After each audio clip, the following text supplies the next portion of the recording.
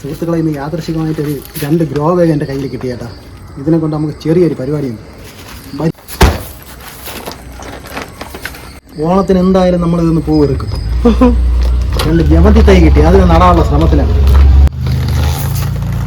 അടിപൊളിയായിട്ട് ഇളകി വന്നേട്ടാ, കണ്ട സൂപ്പർ. അത് ഇത് നമ്മളെ ചാണകപ്പൊടി.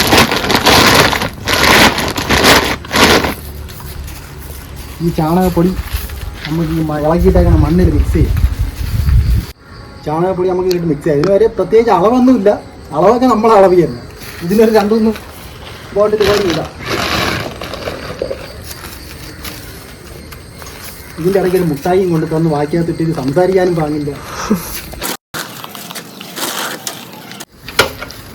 നമുക്ക് മിക്സ് ചെയ്യാം.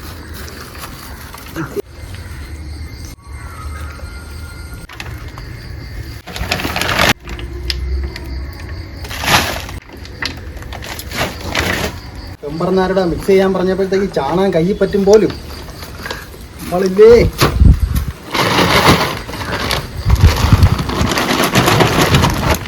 നമ്മൾ ഇതൊക്കെ ചവിട്ടി കുഴയ്ക്കും. നമുക്ക് അടുത്തതിലോട്ട് നടക്കാം.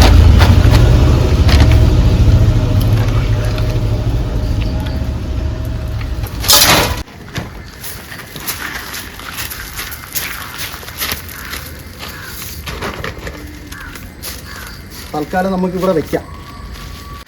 ജമന്തി നമ്മൾ ഇവിടെയാണ് നടാൻ ഉദ്ദേശിക്കുന്നത്.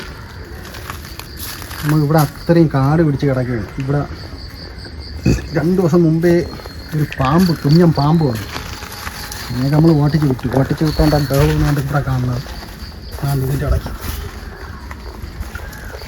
ഇത് 2 ദിവസം കഴിഞ്ഞിട്ട് വൃത്തിയാക്കും നമ്മൾ ഫുള്ള്.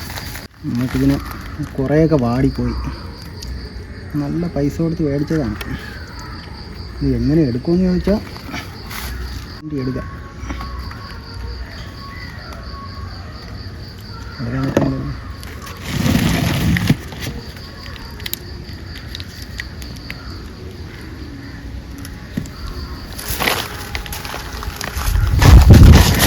നമ്മൾ കൃഷി ചെയ്ത് വലിയ എക്സ്പീരിയൻസ് ഒന്നും ഇല്ല കേട്ടോ.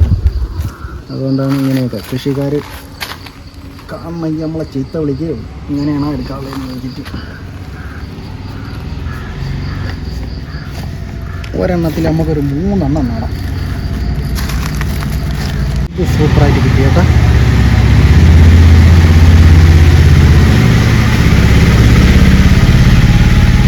അടിപൊളി. അതെന്തായാലും സെറ്റായി. നാട്ടുമാവിൻ ചോട്ടില് ആടിപ്പൊളി. അത് നല്ല സൂപ്പറായിട്ട് കിട്ടി. പൊടിക്കുന്നുണ്ട്.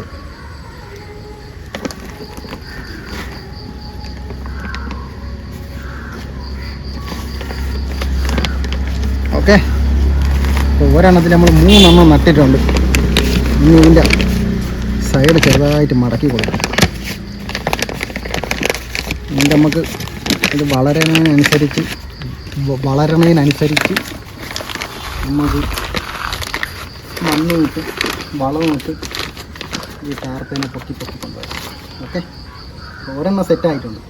അടുത്തത് നമുക്ക് സെറ്റ് ചെയ്യാം.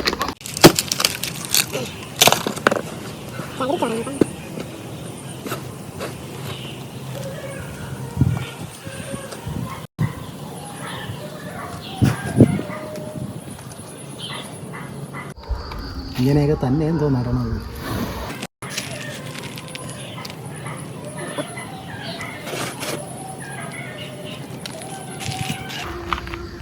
ഇനി നമുക്കിതിൽ കുറച്ച് വെള്ളം ഒഴിച്ചു കൊടുക്കാം.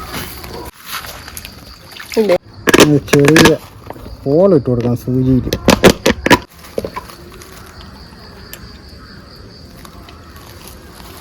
നമ്മൾ അടച്ചു കഴിഞ്ഞാൽ അടപ്പ് ഇറുക്കി അടച്ചാൽ ഇതിന് വെള്ളം ലീക്കാവില്ല. അടുപ്പ് ശകലം തുറന്ന് ഇങ്ങനെ വെള്ളം ലീക്കാവും. അപ്പോൾ നമുക്കിത് ചെറുതായിട്ട് അടച്ചു കൊടുക്കാം.